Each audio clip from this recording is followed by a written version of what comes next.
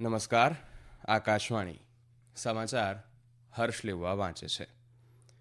પ્રધાનમંત્રી નરેન્દ્ર મોદી આજે ગુજરાતની મુલાકાતે આવશે.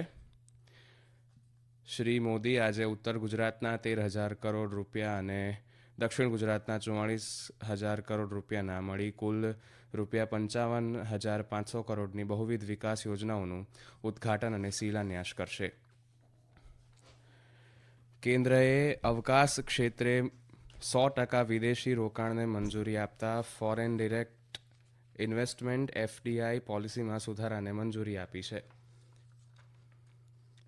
સંરક્ષણ મંત્રી રાજનાથસિંહે આંતરરાષ્ટ્રીય સમુદાયને સામૂહિક રીતે શાંતિની ઈચ્છા રાખવાનું આહવાન કર્યું છે. ખેડૂત નેતા સરવનસિંહ પંઢેરે ગઈકાલે દિલ્હી માર્ચ પર 2 દિવસના વિરામની જાહેરાત કરી છે અને જમ્મુ અને કાશ્મીરમાં લેફ્ટનન્ટ ગવર્નર મનોજ સિન્હાએ ગઈકાલે ગુલમર્ગમાં ખેલો ઇન્ડિયા વિન્ટર ગેમ્સની 4થી આવૃત્તિનું ઔપચારિક ઉદ્ઘાટન કર્યું છે. પ્રધાનમંત્રી નરેન્દ્ર મોદી આજે ગુજરાતની મુલાકાતે આવશે. શ્રી મોદી આજે ઉત્તર ગુજરાતના 13,000 કરોડ રૂપિયા અને દક્ષિણ ગુજરાતના 44,000 કરોડ રૂપિયાના મળી કુલ 55,500 કરોડની બહુવિધ વિકાસ યોજનાઓનું ઉદ્ઘાટન અને શિલાન્યાસ કરશે. મુલાકાત દરમિયાન પ્રધાનમંત્રી અમદાવાદ, મહેસાણા અને નવસારીમાં વિવિધ કાર્યક્રમોમાં હાજરી આપશે અને રોડ, રેલ, ઉર્જા, આરોગ્ય, ઇન્ટરનેટ કનેક્ટિવિટી, શહેરી વિકાસ, પાણી પુરવઠા, પ્રવાસન ક્ષેત્રો સંબંધિત અનેક પ્રોજેક્ટ્સનું લોકાર્પણ કરશે. પ્રધાનમંત્રી સવારે અમદાવાદના મોટેરા સ્ટેડિયમ ખાતે ગુજરાત મિલ્ક માર્કેટિંગ ફેડરેશનની સુવર્ણ જયંતિ સમારોહમાં ઉપસ્થિત રહેશે તથા સહકારી આગેવાનોને સંબોધશે. આ પ્રસંગે કેન્દ્રીય સહકારિતા મંત્રી અમિત શાહ અને મુખ્યમંત્રી ભૂપેન્દ્ર પટેલ ઉપસ્થિત રહેશે. આ સમારોહમાં 1.25 લાખથી વધુ ખેડૂતો ભાગ લેશે.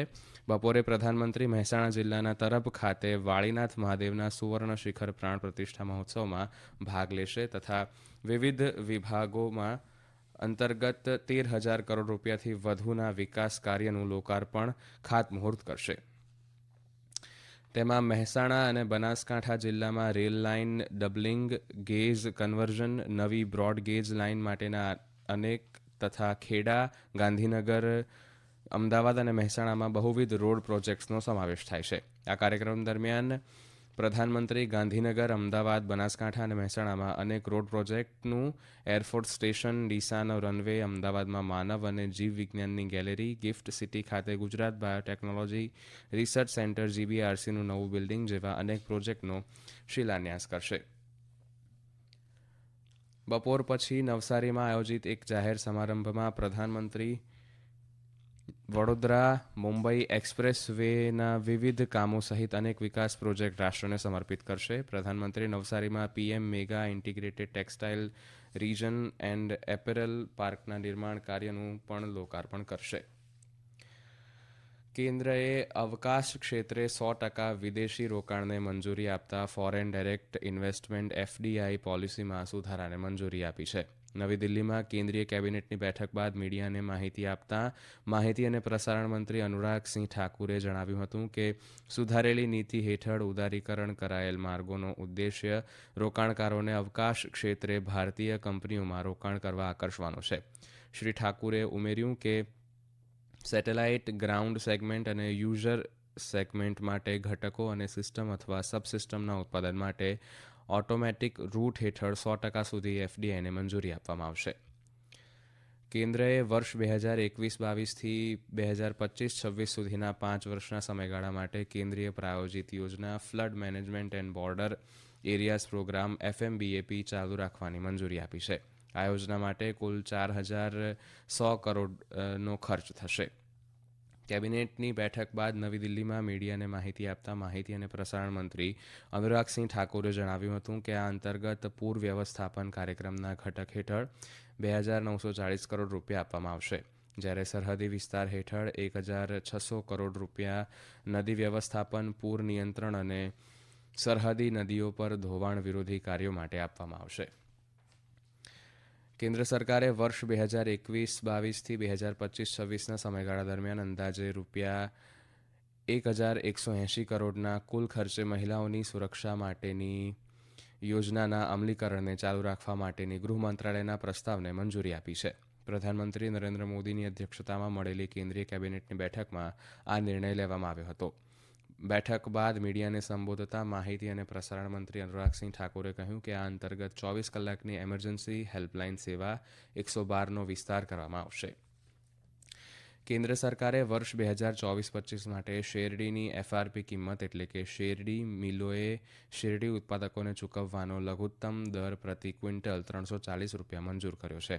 મંત્રીમંડળની બેઠક બાદ નવી દિલ્હીમાં મીડિયાને સંબોધતા માહિતી અને પ્રસારણ મંત્રી અનુરાગસિંહ ઠાકુરે જણાવ્યું હતું કે વર્ષ 2023-24 દરમિયાન શેરડીની એફઆરપી પ્રતિ ક્વિન્ટલ ₹315 હતી, જે હવે વધીને ₹340 પ્રતિ ક્વિન્ટલ કરવામાં આવી છે. ખેડૂત નેતા સરવનસિંહ પંઢેરે ગઈકાલે દિલ્હી માર્ચ પર 2 દિવસના વિરામની જાહેરાત કરી છે. તેમણે પુષ્ટિ કરી કે ખન્નૌરીમાં બનેલી ઘટના અંગે ચર્ચા કરવામાં આવશે અને દિલ્હી તરફની તેમની કૂચ પર 2 દિવસનો વિરામ રહેશે. સંરક્ષણ મંત્રી રાજનાથસિંહે આંતરરાષ્ટ્રીય સમુદાયને સામૂહિક રીતે શાંતિ માટે એકજૂથ થવા આહવાન કર્યું છે. તેઓ ગઈકાલે વિશાખાપટ્ટનમમાં બહુરાષ્ટ્રીય કવાયત મિલનની 12મી આવૃત્તિના ઔપચારિક ઉદઘાટન સમારોહને સંબોધિત કરી રહ્યા હતા. શ્રી રાજનાથસિંહે ભારપૂર્વક જણાવ્યું હતું કે રાષ્ટ્રો વચ્ચે મિત્રતા, સમજણ, સહકાર અને સૈન્ય આંતરકાર્ય ક્ષમતા વધારવા માટે આંતરરાષ્ટ્રીય લશ્કરી કવાયતો નિર્ણાયક પદ્ધતિ તરીકે ઉભરી આવી છે. સંરક્ષણ મંત્રીએ નિસાર કમ્યુનિકેશન ટર્મિનલનું લોકાર્પણ કર્યું, મિલન ગામ અને ધ મેરીટાઈમ ટેકનિકલ એક્સપોઝિશન MTEX24નું ઉદઘાટન કર્યું. આ સમાચાર આપ આકાશવાણી પરથી સાંભળી રહ્યા છો. જમ્મુ અને કાશ્મીરમાં લેફ્ટનન્ટ ગવર્નર મનોજ સિન્હાએ ગઈકાલે ગુલમર્ગમાં ખેલો ઇન્ડિયા વિન્ટર ગેમ્સની 4થી આવૃત્તિનું ઔપચારિક ઉદઘાટન કર્યું છે. આ પ્રસંગે કેન્દ્રીય યુવા બાબતો અને રમતગમત રાજ્યમંત્રી નિશીથ પ્રામાણિક હાજર રહ્યા હતા. 5 દિવસીય ઇવેન્ટમાં દેશના 20 અલગ અલગ રાજ્યો અને કેન્દ્ર શાસિત પ્રદેશોમાંથી લગભગ 1000 એથ્લીટ્સ અને રમતવીરો ભાગ લેશે. સ્કીઇંગ, સ્નો પર્વતારોહણ, નોર્ડિક સ્કીઇંગ અને અલ્પાઇન સ્કીઇંગ જેવી રમતો 4થી ખેલો ઇન્ડિયા વિન્ટર ગેમ્સની મુખ્ય વિશેષતાઓ છે. ઉત્તરાખંડમાં ટિહરી જિલ્લાના અગલર બ્રિજ પાસે થયેલ અકસ્માતમાં 6 લોકોના મોત થયા છે. દિલ્હી યમુનોત્રી હાઈવે પર અગલર બ્રિજ પાસે મંગળવારે મોડી રાત્રે કાર ખાડામાં પડી જતાં અકસ્માત થયો હતો. મૃતકો પૈકી 3 વ્યક્તિ એક જ પરિવારના હતા. અહેવાલ મુજબ ઉત્તરકાશી જિલ્લાના મોરી વિસ્તારનો પરિવાર હતો, જે બીમાર વ્યક્તિને લઈને દહેરાદૂન જવા રવાના થયો હતો અને પરત ન ફરતા પોલીસને જાણ કરવામાં આવી હતી, જેને લઈ પોલીસે મોબાઈલ લોકેશનના આધારે શોધખોળ હાથ ધરી હતી. આંતરરાષ્ટ્રીય હોકી ફેડરેશનની પ્રો લીગમાં ભારતીય પુરુષ હોકી ટીમ વિશ્વની પ્રથમ ક્રમાંકિત ટીમ નેધરલેન્ડ્સ સામે શૂટઆઉટમાં 2-4થી હારી ગઈ છે. ચોથી મિનિટમાં ફ્લોરિસ મિડેન્ડોર્પના ઝડપી ગોલથી નેધરલેન્ડ્સને શરૂઆતની લીડ મળી હતી, પરંતુ ભારતના વાઇસ કેપ્ટન હાર્દિક સિંહે 38મી મિનિટે બરાબરીનો ગોલ કર્યો હતો. શૂટઆઉટમાં ભારત તરફથી અરૈજીત સિંહ હુંદલ અને લલિત કુમાર ઉપાધ્યાયે ગોલ કર્યા હતા. ભારતીય fast bowler Jasprit Bumrah England સામે આવતીકાલથી રાંચીમાં શરૂ થનાર આગામી 4થી ક્રિકેટ મેચમાં નહીં રમે. ભારતીય ક્રિકેટ કંટ્રોલ બોર્ડ BCCIએ ગઈકાલે પુષ્ટિ કરી છે કે બુમરાહ હાલમાં શ્રેણીમાં સૌથી વધુ વિકેટ લેનાર બોલર છે. તેને આરામ આપવામાં આવી રહ્યો છે. નિર્ણાયક 5મી અને અંતિમ ટેસ્ટ મેચ માટે તેની વાપસી થવાની શક્યતા છે. રાજકોટમાં 3જી ટેસ્ટ બાદ ટીમમાંથી બહાર કરાયેલ મુકેશ કુમાર આવતીકાલે રાંચીમાં ફરીથી ટીમ સાથે જોડાશે. મુખ્ય સમાચાર ફરી એકવાર.